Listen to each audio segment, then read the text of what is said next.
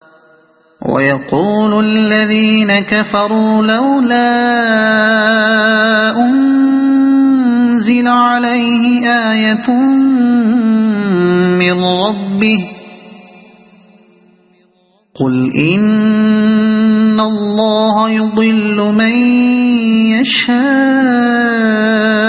وَيَهْدِي إِلَيْهِ مَنْ أَنَابَ۔ یہ لوگ جنہوں نے رسالت محمدی کو ماننے سے انکار کر دیا ہے کہتے ہیں اس شخص پر اس کے رب کی طرف سے کوئی نشانی کیوں نہ اتری۔ کہو اللہ جسے چاہتا ہے گمراہ کر دیتا ہے اور وہ اپنی طرف آنے کا راستہ اسی کو دکھاتا ہے جو اس کی طرف رجوع کرے۔ رب کی طرف سے کوئی نشانی کیوں نہ اتری۔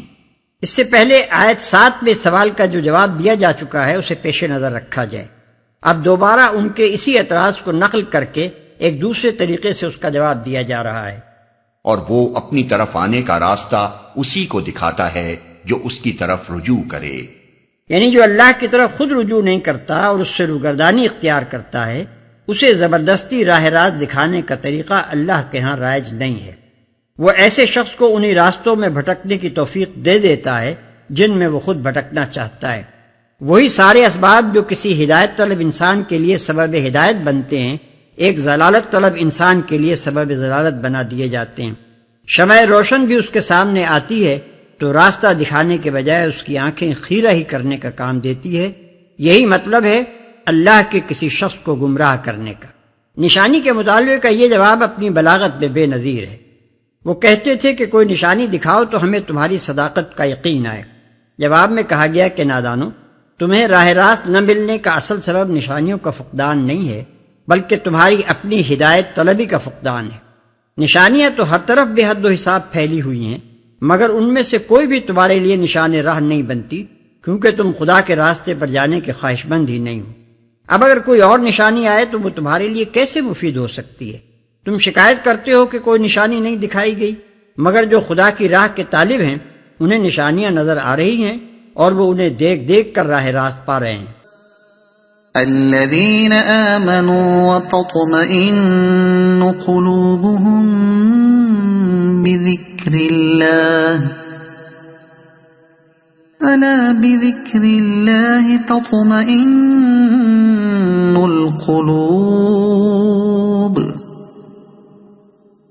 الذين آمنوا وعملوا الصالحات طوبى لهم وحسن مآب۔ ایسے ہی لوگ ہیں وہ جنہوں نے اس نبی کی دعوت کو مان لیا ہے اور ان کے دلوں کو اللہ کی یاد سے اطمینان نصیب ہوتا ہے۔ خبردار رہو، اللہ کی یاد ہی وہ چیز ہے جس سے دلوں کو اطمینان نصیب ہوا کرتا ہے۔ پھر جن لوگوں نے دعوت حق کو مانا اور نیک عمل کیے وہ خوش نصیب ہیں اور ان کے لیے اچھا انجام ہے۔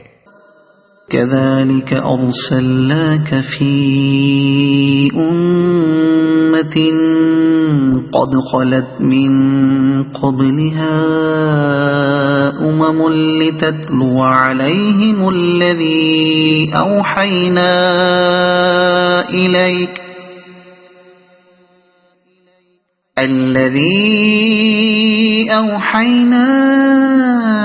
إليك وهم يكفرون بالرحمن قل هو ربي لا إله إلا هو عليه توكلت وإليه متاب۔ اے محمد، اسی شان سے ہم نے تم کو رسول بنا کر بھیجا ہے ایک ایسی قوم میں جس سے پہلے بہت سی قومیں گزر چکی ہیں تاکہ تم ان لوگوں کو وہ پیغام سناؤ جو ہم نے تم پر نازل کیا ہے، اس حال میں کہ یہ اپنے نہایت مہربان خدا کے کافر بنے ہوئے ہیں۔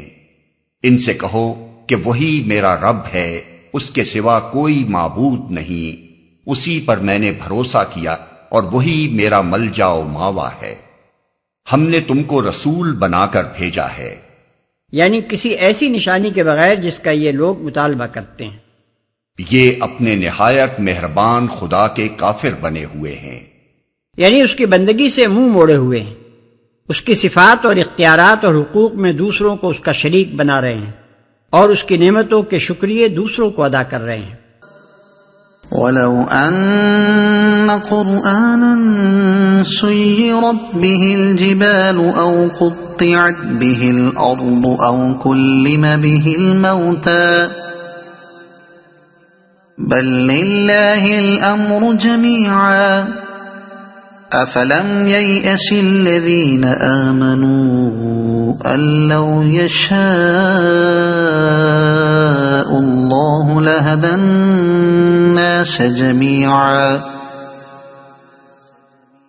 وَلَا يَزَالُ الَّذِينَ كَفَرُوا تُصِيبُهُم بِمَا صَنَعُوا قَارِعَةٌ أَوْ تَحُلُّ قَرِيبًا مِّن دَارِهِمْ حَتَّى يَأْتِيَ وَعْدُ اللَّهِ إِنَّ اللَّهَ لَا يُخْلِفُ الْمِيعَادَ۔ اور کیا ہو جاتا اگر کوئی ایسا قرآن اتار دیا جاتا جس کے زور سے پہاڑ چلنے لگتے، یا زمین شق ہو جاتی، یا مردے قبروں سے نکل کر بولنے لگتے۔ اس طرح کی نشانیاں دکھا دینا کچھ مشکل نہیں ہے، بلکہ سارا اختیار ہی اللہ کے ہاتھ میں ہے۔ پھر کیا اہل ایمان ابھی تک کفار کی طلب کے جواب میں کسی نشانی کے ظہور کی آس لگائے بیٹھے ہیں، اور وہ یہ جان کر مایوس نہیں ہو گئے کہ اگر اللہ چاہتا تو سارے انسانوں کو ہدایت دے دیتا؟ جن لوگوں نے خدا کے ساتھ کفر کا رویہ اختیار کر رکھا ہے، ان پر ان کے کرتوتوں کی وجہ سے کوئی نہ کوئی آفت آتی ہی رہتی ہے، یا ان کے گھر کے قریب کہیں نازل ہوتی ہے۔ یہ سلسلہ چلتا رہے گا یہاں تک کہ اللہ کا وعدہ آن پورا ہو۔ یقیناً اللہ اپنے وعدے کی خلاف ورزی نہیں کرتا۔ یا مردے قبروں سے نکل کر بولنے لگتے۔ اس آیت کو سمجھنے کے لیے یہ بات پیش نظر رہنی ضروری ہے کہ اس میں خطاب کفار سے نہیں بلکہ مسلمانوں سے ہے۔